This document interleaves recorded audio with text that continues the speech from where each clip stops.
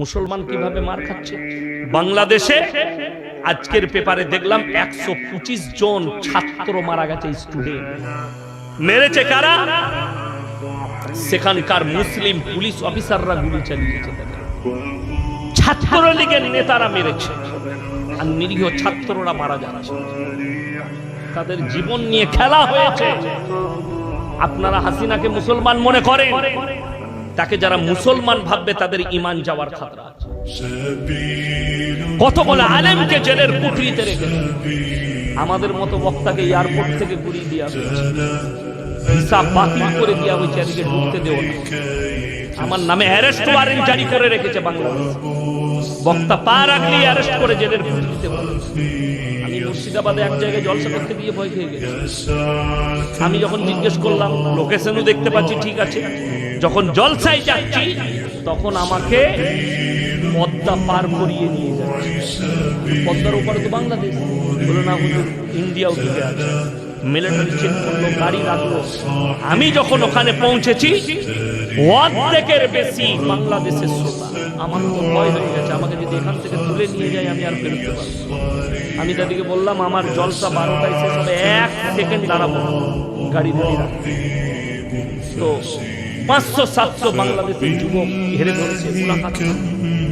আমি বললাম আমার সময় হবে না, গাড়িতে চাপলাম, বেরিয়ে পারি।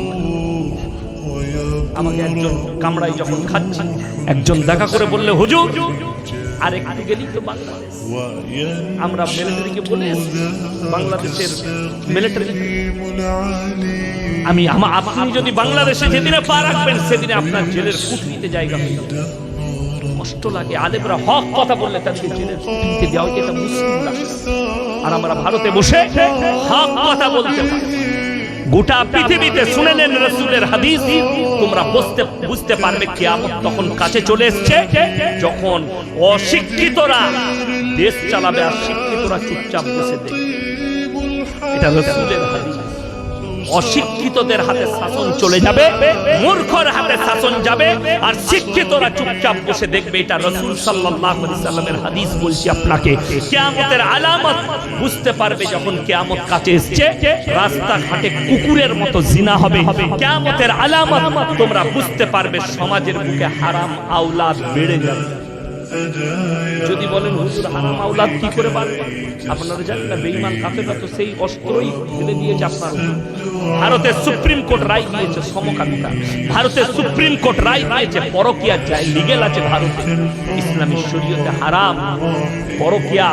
যদি ইসলামী রাষ্ট্র থাকে, কোন বিবাহিত মেয়ে আর বিবাহিত পুরুষ তারা যদি পরকিয়া করে ধরা পড়ে যায়, তাদেরকে অর্ধেকটা পুঁতে পাথর মেরে হত্যা করা, তা না হলে তাদের মুন্ডুচ্ছেদ করার হুকুম আছে শরীয়তে।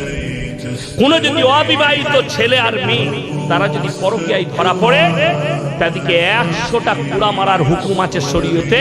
আর তাদের দ্বারা নামাজ পড়াতে হবে, ইস্তেগফারের রাত দিকে ইস্তেগফার করা। ইসলাম কত সহজ। আজকে মুসলমানের কাছে বেঈমান কাফেরের আখলাক ঢুকে গেছে।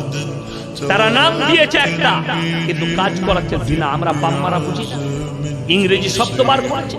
তারা নাম দিয়েছে প্রপোজ ডে, কাজ হচ্ছে জিনা করা। তারা নাম দিয়েছে আপনার ভ্যালেন্টাইন ডে, কাজ হচ্ছে জিনা করা। তারা নাম দিয়েছে রোজ ডে, কাজ হচ্ছে জিনা করা। তারা নাম দিয়েছে চকলেট ডে, কাজ হচ্ছে জিনা করা। তারা নাম দিয়েছে কিস ডে, কাজ হচ্ছে জিনা করা। এগুলো সব জিনার এক একটা পন্থা। কারা বার করেছে? ইহুদি আর নাসারাদের কালচারে চলে এলো কোথায়? আমাদের কাছে, আমাদের যুবক যুবতীদের কাছে। এরা বলছে এরা পুরনো যুগের বলবি, এরা জানে না। এরা কি? এরা পুরনো যুগে। এখন তো মডেলিং এর যুগ। এই মৌলবীরা কি জানে মডেলিং? আল্লাহর কসম করে বলছি, রাসূলের হাদিসটা শোনো। যারা বলছো মডেলিং, আল্লাহর হাবিব বললেন আখিরি জামানায় পুরনো যুগের বর্বরতার যুগের পাপগুলো মডেলিং বলে এসে তোমাদের সামনে হাজির হয়েছে। সাহাবীরা বললেন ইয়া রাসূলুল্লাহ, কেমন পাপ যেগুলো বর্বরতার যুগে আছে আর মডেলিং হয়ে চলে আসবে? সেই পাপ শুনেলেন কি? 1 নম্বর পাপ হচ্ছে জিনাটা আম হবে এবং রাসূল বললেন যে পাপ আগে হয়ে গেছে, এখন একটা পাপ এসেছে সমকামিতা, পুরুষে পুরুষে বিয়ে, নারী নারী বিয়ে, ওই বিবাহটা, ওই পাপটা কোন নবীর, একজন নবীর জামানায় ছিল। এই পাপের কারণে একটা নবীর জাতিকে আল্লাহ পুরো ধ্বংস করে দিয়েছে, তিনার বিবিকে আল্লাহ জাহান্নামী ঘোষণা করে দিয়েছে। হযরতে লূত নবী, ম্যাপ খুললে দেখতে পাবেন, পৃথিবীর ম্যাপটা যাদের বাড়িতে আছে খুলবেন আর খুলে দেখবেন, সেখানে একটা সাগরকে বৈজ্ঞানিকরা নাম দিয়েছে মরা সাগর।